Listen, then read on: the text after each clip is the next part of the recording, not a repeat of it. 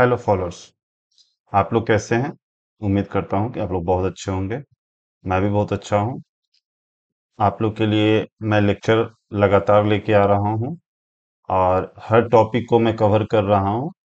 Actually मैं फिलहाल bridge से रिलेटेड, स्ट्रक्चर से रिलेटेड हर एक टॉपिक के ऊपर हम एक वीडियो बनाएंगे। फिलहाल अभी हमारा बॉक्स कल्वर्ट चल रहा है। बॉक्स कल्वर्ट के बाद हमारा देखेंगे कि लोगों का डिमांड किस तरफ से रहेगा। अगर आप लोग बोलेंगे कि माइनर ब्रिज, तो माइनर ब्रिज का बनाऊंगा। वीयूपी का अगर बोलेंगे तो वीयूपी का बनाऊंगा। एल वीयूपी का बनाएंगे बोलेंगे तो एल वीयूपी का बनाएंगे। अगर आप बोलेंगे कि गर्डर टाइप का कोई ब्रिज बनाए तो गर्डर टाइप का बनाएंगे। गर्डर टाइप का अगर माइनर ब्रिज बोलेंगे तो गर्डर टाइप का माइनर ब्रिज बनाएंगे। तो आप लोग प्लीज हमें कमेंट कीजिएगा। कमेंट करने के बाद हम लोग उसी के आधार पे हम आगे का वीडियो बनाएंगे। और हम लोग आपसे रिक्वेस्ट करते हैं कि मुझे मोटिवेट करें, मेरे वीडियो को लाइक करें, कमेंट करें, जिससे मुझे समझ में आए कि आप लोग उम्मीद रखते हैं और किस टाइप से आपको और कुछ जानने की इच्छुकता है। तो हमें ज़्यादा समझ में आएगा। अगर आप मुझे नहीं बताएंगे तो हम अपने तरीके से, मुझे लगेगा आपको हर चीज़ें बिल्कुल सही समझ में आ रहा है और हर चीज़ मैं आपके लायक ही बना रहा हूँ। अगर आप मुझे कमेंट करते हैं तो मैं कमेंट देख के मैं उसके ऊपर भी आपको वीडियो बनाऊंगा। तो आप प्लीज़ हर चीज़ आप मुझे बताएं, मैसेज करें, कमेंट करें। तो हमें वो चीज़ की समझ होगी और हम उसके ऊपर वीडियो बनाएंगे।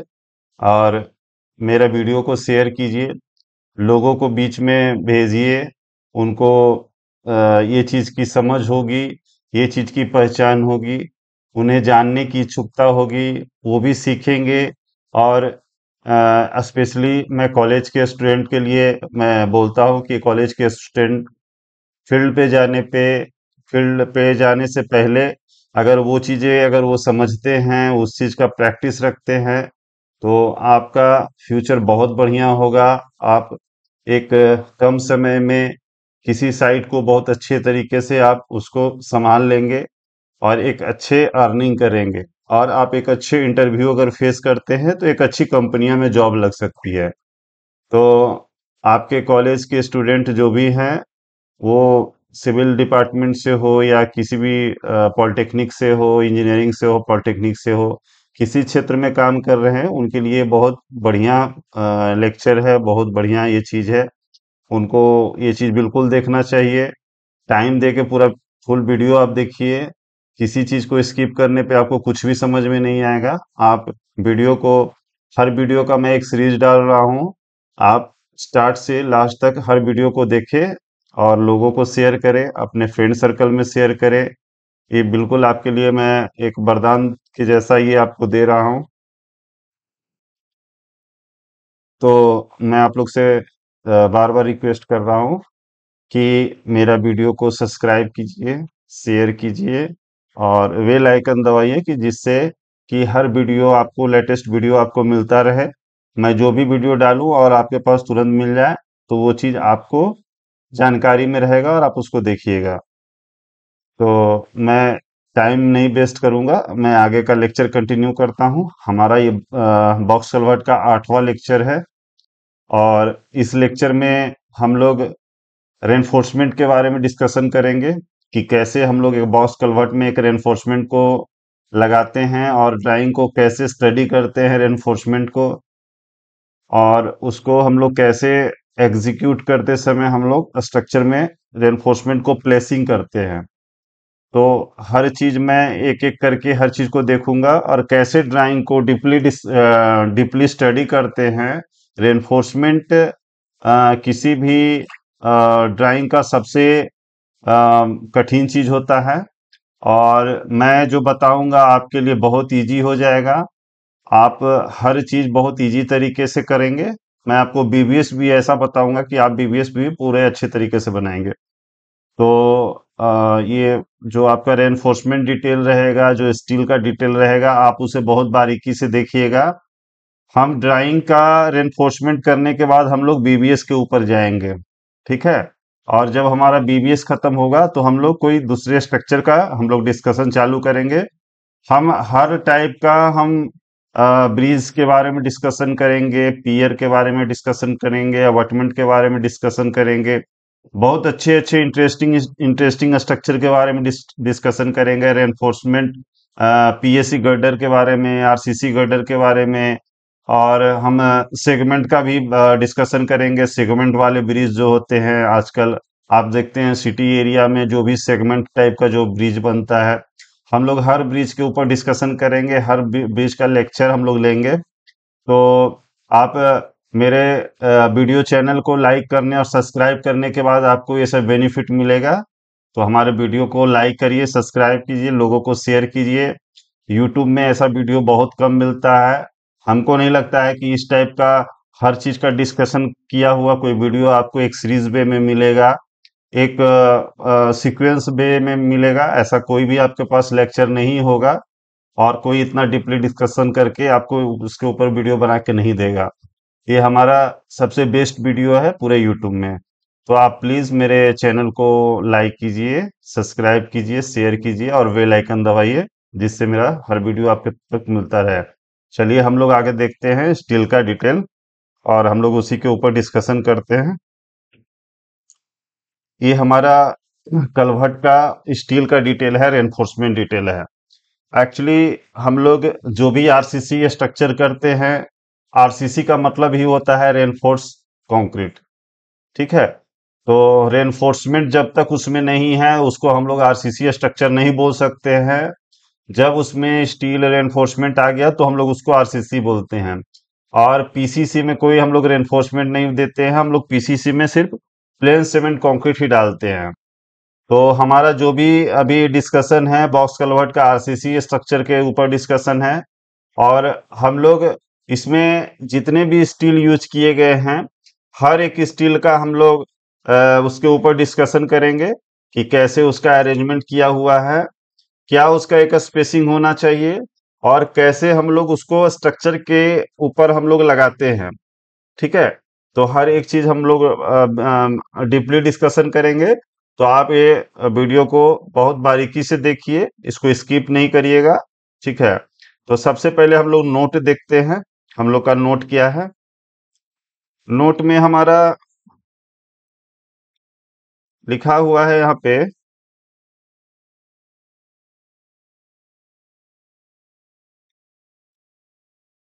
देखिए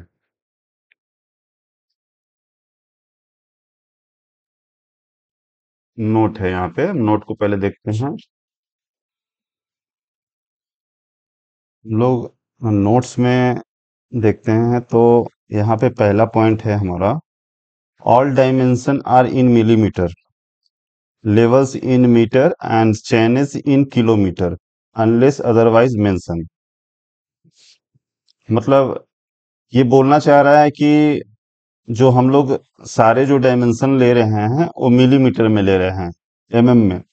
और जो भी इसमें लेवल्स होंगे वो सारे मीटर्स में होंगे, और जो भी चैनेज होंगे उसको किलोमीटर्स में आइडेंटिफाई करेंगे। तो ऐसा तो हम लोग जो हम लोग पहले जो हम लोग स्ट्रक्चर का जो भी डिटेल्स देखे थे वहां पे भी सेम वैसा ही लिखा हुआ था कि किलोमीटर जो रहेगा हमारा चैनेज का रहेगा, और मीटर जो रहेगा वो लेवल्स का रहेगा। और हम लोग का जो भी डायमेंशन था वो एमएम में था, जैसा कि हम लोग यहाँ पे ब्रिज में देखे थे ना। यहाँ पे ये देखिए, हम लोग ये सारे वैल्यू एमएम में है, सारे वैल्यू एमएम में है। ठीक है। ये सारे वैल्यू एमएम में है, जितना भी वैल्यू दिख रहा है हमारा सारा एमएम में ही है। ये सब सब सब एमएम में है, सब एमएम में है। यहाँ पे देखिए जो हमारा लेवल्स है वो हमारा सब किलोमीटर में है। ये ये वाला, ये सब किलोमीटर में है, ये सब किलोमीटर में है। ठीक है। तो ये जो हमारा चेनेज है 49 पॉइंट, ये वाला जो है ये मीटर में है, ये मीटर में है, ये मीटर में है, ये मीटर में है, ये किलोमीटर में, चेनेज हमारा किलोमीटर में है। और ये देखिए ये मीटर में है ना यहाँ पे, और ये एमएम में है। ये हमारा वैल्यू एमएम में है। ये हमारा एमएम में है, ये हमारा एमएम है, ये किलोमीटर में। ठीक है, ये मीटर में है। जो मीटर में रहेगा वहां पे हम लोग मीटर में आइडेंटिफाई कर देंगे। ठीक है, तो हम लोग वैसा ही हम लोग हर जगह देखे थे। अभी हम लोग रेनफोर्समेंट का जो डिटेल है उसमें नोट्स में पहला पॉइंट हम लोग देख लिए। अब दूसरा पॉइंट देखते हैं, dimension are not be scaled. हम लोग जो डायमेंशन इसमें है कोई भी स्केलिंग नहीं करेंगे, मतलब हम लोग कोई भी स्केल करके नहीं देखेंगे। इसमें जो भी मेजरमेंट है और जो ड्राइंग में मेंशन किया हुआ है वही मेजरमेंट को हम लोग फॉलो करेंगे। हम लोग उसमें ऐसा नहीं कि स्केल वगैरह लगा के उसका मेजरमेंट करेंगे तो हमसे उसको एक्चुअल मेजरमेंट मिलेगा, वैसा कुछ नहीं है। ये ये रॉन्ग रॉन्ग मेथड है, हम लोग ऐसा नहीं इम्प्लीमेंट करेंगे। ठीक है, कुछ बार shown in drawing are not be counted, only written data shall be followed। देखिए, जैसे हमारा यहाँ पे जो भी रेनफोर्समेंट जो दिया हुआ है, इसका बोलने का मतलब है इसको हम लोग काउंट नहीं करेंगे। एक, दो, तीन, चार, पाँच, छ, सात, आठ, नौ। तो ऐसा नहीं है कि हम लोग इसको काउंट करके ही हम लोग रेनफोर्समेंट वहां पे यूज करेंगे, ऐसा नहीं है, ये रॉन्ग प्रोसेस है। मान लीजिए कि हमारा जो स्पेसिंग है और जो लेंथ है उसी प्रोसेस में हम लोग इसको इस मेथड को यूज करेंगे। इसको काउंट करें, कोई भी स्टील को काउंट नहीं करना है, ठीक है ना। जैसे हमारा यहाँ पे 1 2 3 4 5 6 6। तो ये देखिए, एक्चुअली यहाँ पे हम लोग 6 लगाए हैं, लेकिन हमारा कहीं कहीं पे जरूरी नहीं है कि वो काउंटिंग में उतना ही आना चाहिए। मान लीजिए कहीं आ रहा है कहीं नहीं आ रहा है, तो आप हो सकता है जहां पे सही आ रहा है उस चीज को तो सही लगा रहे हैं, जहां पे सही नहीं आ रहा है आप हो सकता है कि वही प्रैक्टिस में रखिएगा तो साइड पे वैसा ही आप लगाने लगेगा। तो कभी भी काउंटिंग नहीं करना है। जहां पे ये number of the steel mention किया हुआ रहेगा, आपका बीबीएस में मेंशन किया हुआ रहेगा यहाँ पे कि आपको इतना नंबर ऑफ पीस लगाना ही है। देखिए यहाँ पे कहीं ना कहीं आपको मेंशन किया हुआ रहेगा, ये जैसे 10 नंबर 4 नॉट्स, ये देखिए 4 नॉट्स दिया हुआ है। तो उस टाइप से अगर नंबर लिखा हुआ रहेगा तो ठीक है, नंबर से वहां मैच कर रहा है तो हम लोग यूज कर लेंगे। लेकिन जहां पे ये स्पेसिंग दिया हुआ है तो स्पेसिंग के ही थ्रू हम वहां पे हम अपना नंबर ऑफ बार्स निकालेंगे। ऐसा नहीं है कि हम लोग वहां पे ड्राइंग में देखेंगे कि ड्राइंग में इतना लिखा हुआ है तो हम लोग उसको यूज कर रहे हैं। तो ऐसा नहीं करना है, ये प्रैक्टिस में नहीं लाना है, मैं आप लोग को बता रहा हूँ। ठीक है, चलिए अब हम लोग आगे देखते हैं। यहाँ पे तो तीसरा पॉइंट वही है। चौथा पॉइंट में क्या है, concrete shall be design mix with the minimum 28 days characteristic strength and 150 mm cube. हम लोग जो कोई भी कंक्रीट लोग हम लोग जो साइट पे मान लीजिए कि 30 MQ का अगर हम लोग कंक्रीट अगर कहीं पे पोरिंग कर रहे हैं, माने कास्टिंग कर रहे हैं, पोरिंग मतलब कास्टिंग होता है। हम लोग कहीं पे जब आरसीसी कंक्रीट या पीसीसी कंक्रीट करते हैं, मान लीजिए कि वहां पे हम लोग को 30 MQ कंक्रीट लग रहा है, ठीक है ना। तो हमारा साइट पे जो कंक्रीट आता है वो एक टीएम से आता है, ट्रांजिक्शन मिलर से आता है, ठीक है ना। ट्रांजिक्शन मिलर से ही हमारा कंक्रीट साइट पे आता है। ये हमारा मान लीजिए टीएम है, मशीन होता है, टीएम मशीन दिखाते हैं हम आपको कैसा रहता है।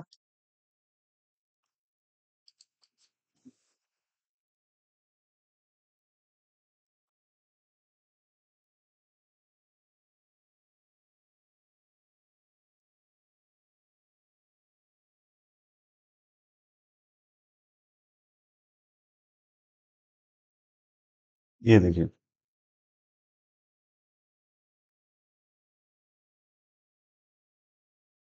ये वाला नहीं है, हम बताते हैं आपको। ये वाला देखिए, ये वाला जो कंक्रीट मिक्सर है ना, ये वाला जो कंक्रीट इसमें इसके हंडी में जो आता है, इसके ड्रम में जो आता है वो 6 MQ इसका कैपेसिटी है।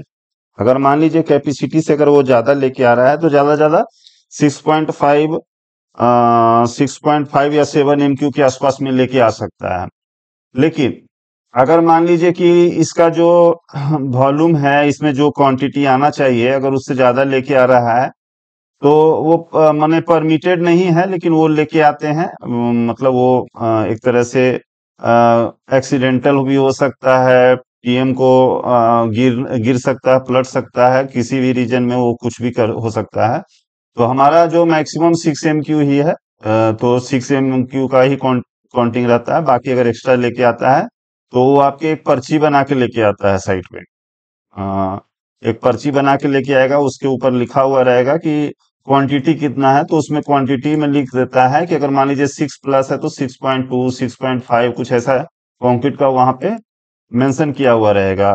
वहां पे आपके पर्ची में सारा डिटेल रहता है कि किस प्लांट से आ रहा है, कितना ग्रेड का कंक्रीट है, हर डिटेल उसमें लिखा हुआ रहता है। तो आपके साइट पे अगर कंक्रीट आता है तो आप उसी से देख के आप समझिएगा कि हमारे पास कंक्रीट कितना डिलीवर किया गया है साइट के ऊपर, और स्लम कितना है, स्लम भी वहीं पे लिखा हुआ रहता है, सारा चीज स्लम वगैरह। देखिए, सबसे बड़ी बात है कि जो हमारा जो पर्ची रहता है, जो इनका डिलीवरी रिपोर्ट रहता है, उस रिपोर्ट में हमारा कुछ कुछ चीजें मेंशन होता है। आप उस चीज को समझ जाइए कि क्या रहता है। डिलीवरी रिपोर्ट में रहता है कि बैचिंग प्लांट कहाँ पे है आपका, वहां पे बैचिंग प्लांट में कौन मेन जो वहां पे जो आपका ये क्या बोलते हैं, मटेरियल इंजीनियर कौन है वहां पे, जो आपको उस चीज को डिस्पैच करवा रहे हैं। फिर वो किस चेनेज पे जाना है, कितना एमक्यू कंक्रीट जाना है, कौन सा ग्रेड का कंक्रीट है, कौन सा पार्ट ऑफ स्ट्रक्चर के लिए कंक्रीट जा रहा है, तो हर डिटेल आप उसमें मेंशन कर लिखा हुआ रहता है। वो डाटा आप वहां से ले सकते हो, ठीक है ना। तो मान लीजिए कि इसमें हमको 6 MQ कंक्रीट आया, तो 6 MQ कंक्रीट हमारे साइट पे गिरा। तो अब हमारे पास जो क्यूब रहता है वो 150 mm बाई 150 mm रहता है। 150 ये वाला साइड रहेगा, 150 ये वाला साइड रहेगा, और इसका गहराई भी 150 ही रहेगा। ये गहराई भी 150 ही रहेगा। तो हमारा जो क्यूब रहता है, मान लीजिए ये हमारा 6 MQ कंक्रीट यहाँ पे अगर गिरता है, तो उसमें से हम कंक्रीट का सैंपल इसमें ले लेते हैं, और इसमें हम लोग फिलअप कर देते हैं पूरा टॉप तक। टॉप में मैच कर देते हैं, कैसा कंक्रीट क्यूब रहता है वो हम आपको दिखा देते हैं।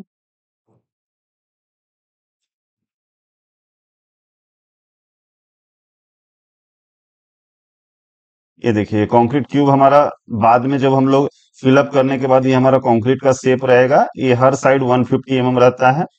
ये देखिए, ये हमारा कंक्रीट क्यूब का फिल करने वाला जो बॉक्स रहता है वो इस टाइप का रहता है, ठीक है ना। ये हमारा हर साइड जो रहता है 150 बाई 150 रहता है। गहराई भी 150 रहेगा, ये चौड़ाई भी 150 रहेगा, ये भी 150 रहेगा।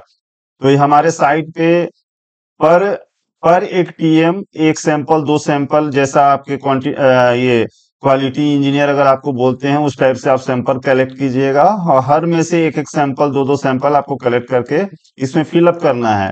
करीब करीब आपके साइट पे जो कंक्रीट का जो क्वांटिटी रहेगा उसके बेसिस पे आपको ये क्यूब क्यूब मंगवाना पड़ेगा। ये मॉत के स्पेसिफिकेशन में लिखा हुआ है कि हमको कितना एमक्यू कंक्रीट करने पे हमको कितना क्यूब लेके आना है।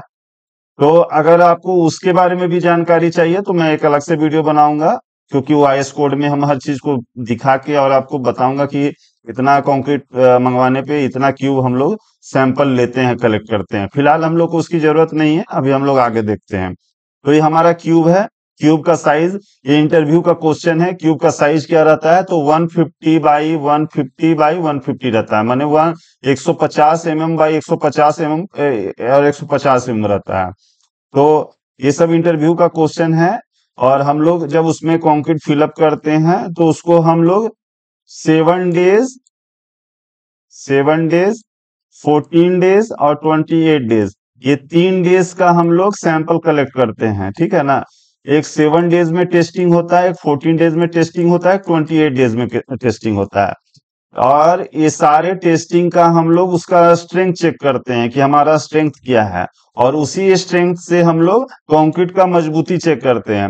मान लीजिए कि हम लोग सबसे पहले ये 28, देखिए मिनिमम जो हम लोग कैरेक्टरिस्टिक स्ट्रेंथ है वो 28 डेज का लेते हैं। तो ये 28 डेज का स्ट्रेंथ जो हम लोग चेक करते हैं, हम लोग 14 डेज में भी चेक करते हैं और 7 डेज में भी चेक करते हैं, ठीक है ना। तो मेरा फाइनल जो स्ट्रेंथ होता है हम लोग 28 डेज का चेक करते हैं। अगर ऐसा अगर देखा जाए कंक्रीट का स्ट्रेंथ चार्ट,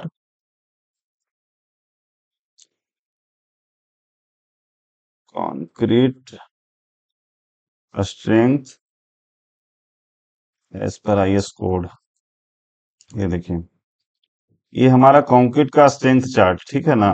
इसमें हम लोग देखते हैं तो फर्स्ट डे जो हमारा कंक्रीट स्ट्रेंथ लेता है, जिस दिन हम लोग कंक्रीट का पोरिंग करते हैं, वो 24 आवर में हमारा 16% स्ट्रेंथ ले लेता है कंक्रीट।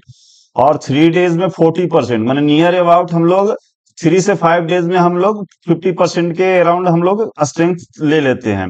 7 डेज में हमारा जो स्ट्रेंथ है वो 65% पहुंच जाता है, और 14 डेज में हमारा स्ट्रेंथ 90%, माने 14 दिन के पहले हम लोग कंक्रीट को कुछ नहीं करेंगे, ठीक है ना। 7 डेज में हमारा 65% आ रहा है, 14 डेज के पहले हम लोग कंक्रीट में कुछ भी नहीं करेंगे, कोई भी लोड नहीं देंगे। तो इसलिए हम लोग 14 डेज के तो 14 डेज के बाद ही हम लोग कोई उसमें माने स्ट्रक्चरली हम लोग उसमें वर्क कर सकते हैं, ठीक है ना। कोई भी उसमें लोड दे सकते हैं, चाहे कंक्रीट का स्ट्रेंथ जो मिलता है हमारा 90%, वो हमारा 14 डेज के बाद ही आ रहा है। 28 डेज में 99% होता है। तो हम लोग अगर माने कोई भी ब्रिज के ऊपर अगर ट्रैफिक वगैरह भी छोड़ते हैं, तो नियर अबाउट हम लोग उसको 14 डेज 21 डेज के बाद ही माने 28 डेज के बाद ही छोड़ना चाहिए। ट्रैफिक तो ऐसे हम लोग 28 डेज के बाद हैवी व्हीकल को छोड़ना ही नहीं चाहिए उसके ऊपर। लेकिन हम लोग 28 डेज के बाद हम लोग रिलीज कर सकते हैं। लेकिन छोटा छोटा गाड़ी जैसे बाइक वगैरह हो गया, बहुत ज्यादा ओवरलोडेड गाड़ी नहीं ले जाना चाहिए, क्योंकि जब तक फाइनल सेटिंग टाइम नहीं हो जाता हम लोग उसके ऊपर ट्रैफिक नहीं छोड़ते हैं, ठीक है ना।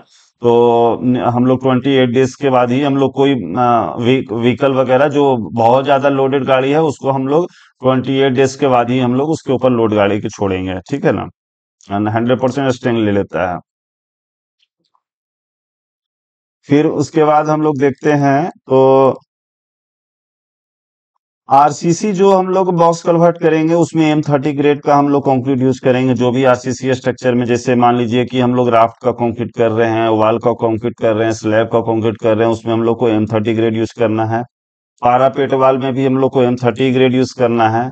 और पीसीसी लेवलिंग के लिए हम लोग को M15 ग्रेड करना है। जो हम लोग पीसीसी जो हम लोग यूज किए थे उसके लिए M15 ग्रेड यूज करेंगे, ठीक है ना।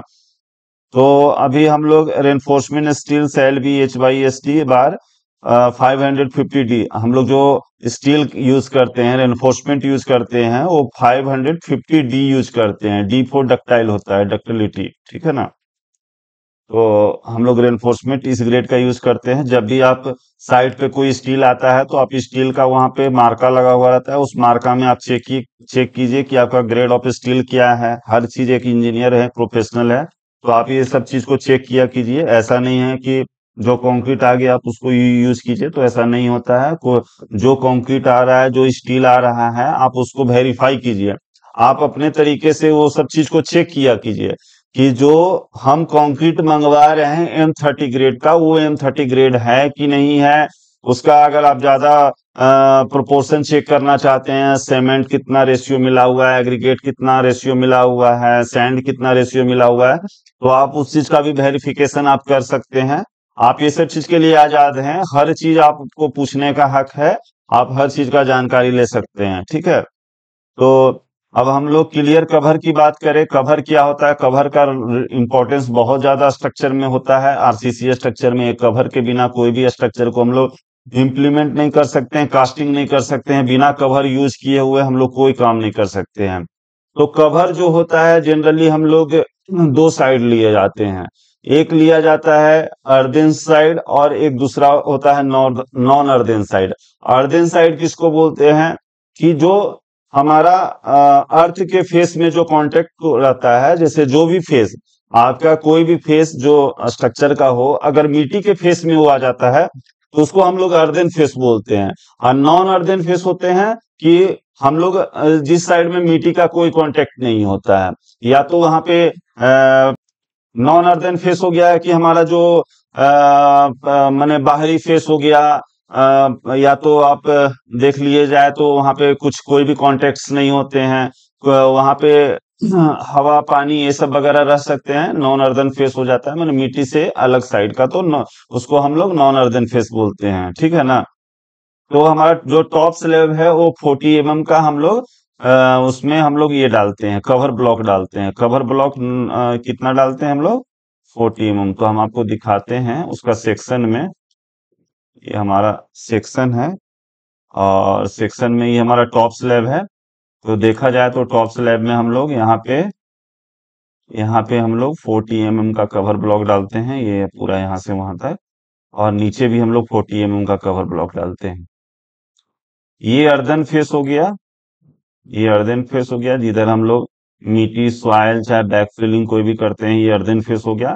क्योंकि मिट्टी के कांटेक्ट में रहता है तो मिट्टी के कांटेक्ट में आने से कंक्रीट खराब होने का डर होता है, इसी के कारण हम लोग यहाँ पे कवर ब्लॉक ज्यादा यूज करते हैं, ज्यादा चौड़ा यूज करते हैं कि हमारा रेनफोर्समेंट जल्दी खराब ना हो। तो ये हो गया। और नीचे वाला जो नीचे वाला जो ये पोर्शन होता है, यहाँ पे भी हम लोग का अर्दन फेस है, ये वाला भी अर्दन फेस है। तो यहाँ भी हम लोग कवर ब्लॉक 75 mm का यूज करेंगे। ये भी मिट्टी के ही कांटेक्ट में रहता है क्योंकि यहाँ से पानी क्रॉस करता है, तो इसको भी हम लोग 75 mm यूज करेंगे। यहाँ पे नॉन अर्दन फेस है, ये वाल जो है ये नॉन अर्दन फेस है, तो यहाँ पे हम लोग 50 mm यूज करेंगे। ठीक है ना, अभी हम लोग देख लेते हैं कि कहाँ कहाँ पे कितना यूज किए थे। तो ये देखिए, टॉप स्लैब में हम लोग 40 mm यूज करेंगे। टॉप स्लैब का अर्दन फेस में 75 यूज करेंगे। टॉप स्लैब में मतलब मान लीजिए कि हमारा स्लैब के ऊपर बैक फिलिंग होना है, मान लीजिए यहाँ पे बैक फिलिंग है, तो यहाँ पे भी हम लोग 75 यूज करेंगे। अगर हमारे यहाँ पे कोई बैक फिलिंग नहीं है तो 45 mm यूज करेंगे। यहाँ पे अगर बैक फिलिंग आ रहा है, मिट्टी फिलिंग हो रहा है, चाहे कुछ भी कोई भी ग्रैनुलर मटेरियल को अगर हम फिल कर रहे हैं तो हम लोग वहां पे 75 mm यूज करेंगे। नॉन नॉन अर्दन के साइड में हम लोग 45 mm यूज करेंगे। तो हमारा वैसा ही हमारा ये डिटेल में बताया जा रहा है। बॉटम स्लैब हो गया 75, वर्टिकल वाल नॉन अर्दन 50 mm और अर्दन फेस 75। तो हम लोग जैसा ही डिस्कशन किए वैसा वैसा ही दिख रहा है। अब अगला पॉइंट है हमारा लैपिंग के ऊपर, हम लोग कैसे लैप लेंथ यूज करते हैं। लैप लेंथ के लिए हम लोग एक स्पेशली एक छोटा सा लेक्चर लेंगे, उसमें हम लोग डिस्कशन करेंगे कि हम लोग कैसे स्टील का लैप लेंथ यूज करते हैं, क्या उसका फॉर्मूला होता है। जस्ट हम लोग को जो अभी ड्राइंग में जिस टाइप से बताया जा रहा है हम लोग उसी टाइप से बात करते हैं। बाकी हम लोग को लैप लेंथ कैसे करना है एक माने हम एज पर आईएस कोड के रेफरेंस में हम लोग बात करेंगे कि कहाँ पे आईएस कोड में उसका क्लाउज में लिखा हुआ है और कैसे कैसे यूज करना है। तो जो भी रिइंफोर्समेंट का जो भी हम लोग फॉर्मूला हम लोग यूज करेंगे और जो भी वो IS 456-2000 में मेंशन किया हुआ है, तो हम उसका डिटेल हम लोग देखेंगे आगे चल के, क्योंकि हम लोग उसके ऊपर एक स्पेशल एक वीडियो बनाएंगे और उसमें हर चीज बताएंगे। क्योंकि हर चीज एक वीडियो में अगर बताने लगेंगे तो किसी को देखना हो समझना हो तो वो चीज लेंदी लगेगा, और उसको बढ़ा बढ़ा के देखेंगे। इससे अच्छा है कि हम उस पर एक सेपरेट वीडियो बना के लोगों को समझा देंगे। एक्चुअली लैपिंग का एक बहुत बड़ा कंफ्यूजन होता है लोगों को कि लैपिंग हम कैसे करें। जनरली प्रैक्टिस में साइट इंजीनियर हो, चाहे कोई भी सुपरवाइजर हो, चाहे कोई भी फिटर वगैरह हो, उन लोग को ये सब चीज की समझ नहीं होती है, पूरी तरीके से नहीं समझ पाते हैं कि हम लोग रेनफोर्समेंट का लैपिंग कैसे करें, क्या पोजिशनिंग करें और किस तरीके से एक लैपिंग से दूसरे लैपिंग का क्या डिस्टेंस रखना है। वो सब चीज हम लोग जल्द ही हम उसके ऊपर एक वीडियो बना के उस चीज को समझाएंगे। ठीक है, तो हम लोग जस्ट अभी ड्राइंग में जो मेंशन किया हुआ है उसी के ऊपर हम लोग अभी फिलहाल डिस्कशन करते हैं। ठीक है, तो इसमें बोल रहा है bar shall be left in such way that not more than 50% the bar left at main any section unless otherwise note.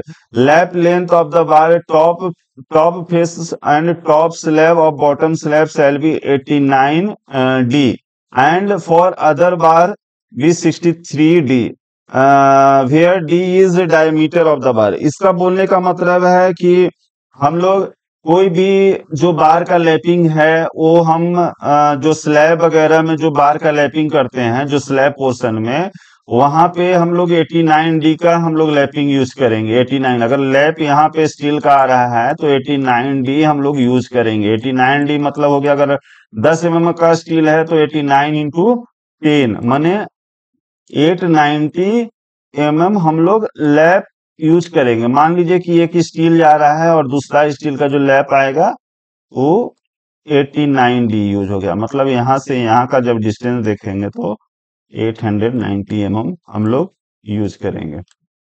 ठीक है, और कभी भी लैप एक ही जगह कंटिन्यूअसली नहीं हम लोग देते हैं, सेम लैप यहाँ पे हम लोग नहीं डालेंगे। ठीक है, ये लैप और ये लैप जस्ट सामने नहीं होना चाहिए। ये लैप एक लैप से आगे पीछे करके ही करना चाहिए। मान लीजिए एक लैप यहाँ है तो इस लैप से दूसरा लैप यहाँ पे होना चाहिए।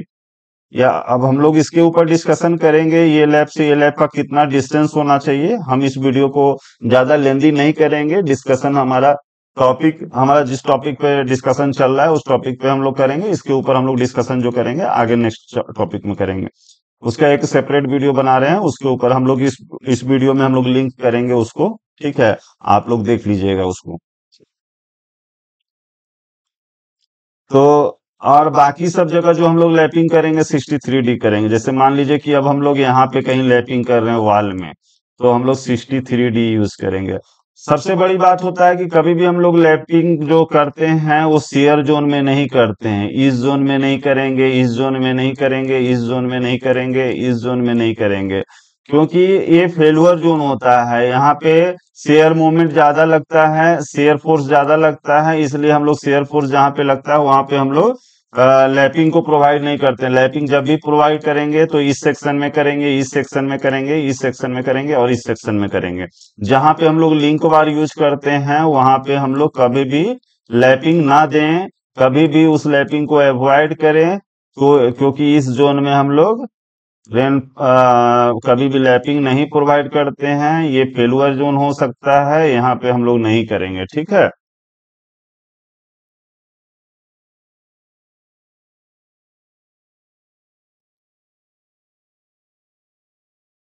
तो ये 7 पॉइंट हो गया। अब 8 पॉइंट में देखते हैं।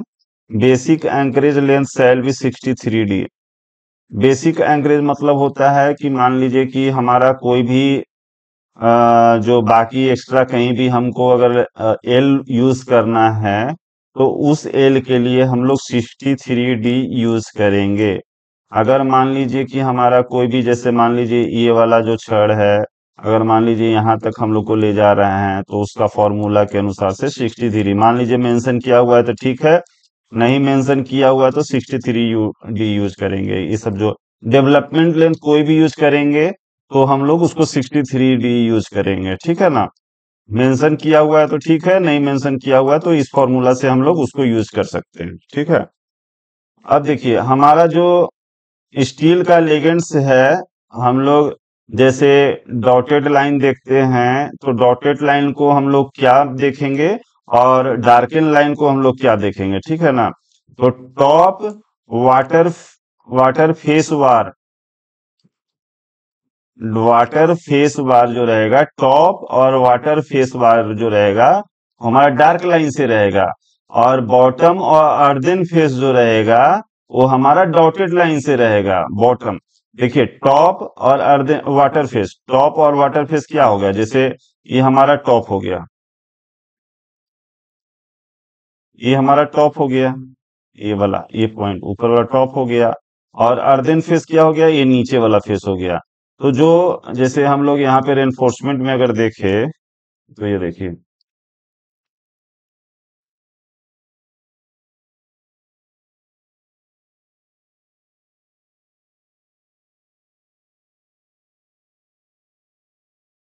ये देखिए यहाँ पे बोल रहा है कि अर्दिन जो फेस रहेगा वो हमारा डॉटेड लाइन रहेगा।